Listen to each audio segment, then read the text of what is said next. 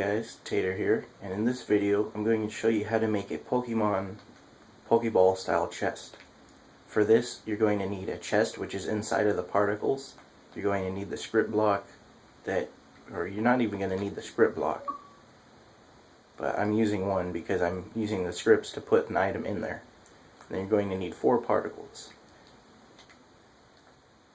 So what you're going to do is you're going to have your chest placed and then your particles underneath it.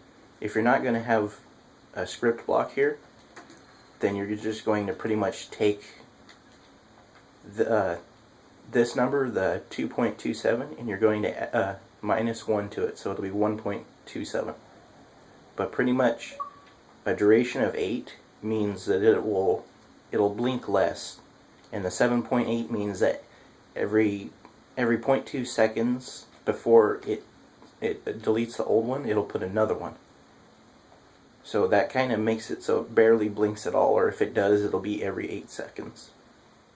But if you have it as 1 and then like 0.8, it'll blink every second, and that can get kind of ugly for a map.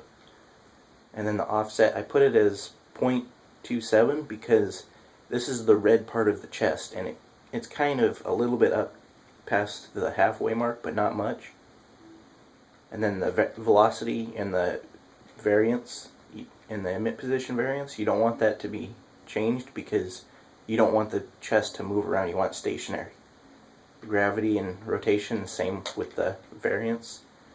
And for the start size, I put it as just a tiny bit bigger than it is wide, and a tiny bit taller than I have it set for the offset, which kind of hides the whole chest.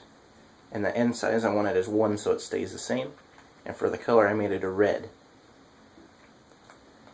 The next one, I made it a white. It's the same thing except for it's the bottom half of the chest. So instead of offsetting it from 0.50, which would be the center, I offsetted it down to 0.73.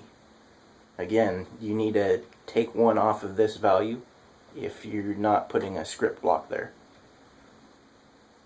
And then again, all the variances are going to be nothing for anything that you have stationary. And the size will be the same because it's the same as the top, it's just moved down. And then the color is all white, which is white is every color, so it's maxed out on every color. Next, I did the little black bar, which it's kind of centered, which means I didn't put any point anything for the offset, and all this stays the same because it's stationary. And for the size, it's just a tiny bit smaller than the outside parts by like 1 particle, if you can see that. And the color is no color, it's completely black, and the 225 right there, that is the alpha, which makes it kind of transparent. So I have it full, so it's no transparency at all. And the last one is a little button on the Pokeball. For this one, it's offset this way because I want it to be south every time, because I'm making a Pokemon remake map and I want it to be kind of everything's looking to the south. So that's why the Z offsets on a negative. But if it's north, you'll just put a positive Z. If it's west, I think you'll put a positive X, or east for a negative. And all this stuff stays the same. The start size is really tiny because it's just this tiny little button right here. And I made it kind of look like it goes in a little bit, so it looks like you could press it in. And the color, I kept it a gray because that's kind of almost halfway between both of the colors. And that's pretty much how to make a particle chest. If you remove the 4 particles, instead of it being a particle, you gotta wait the duration. It's just a chest.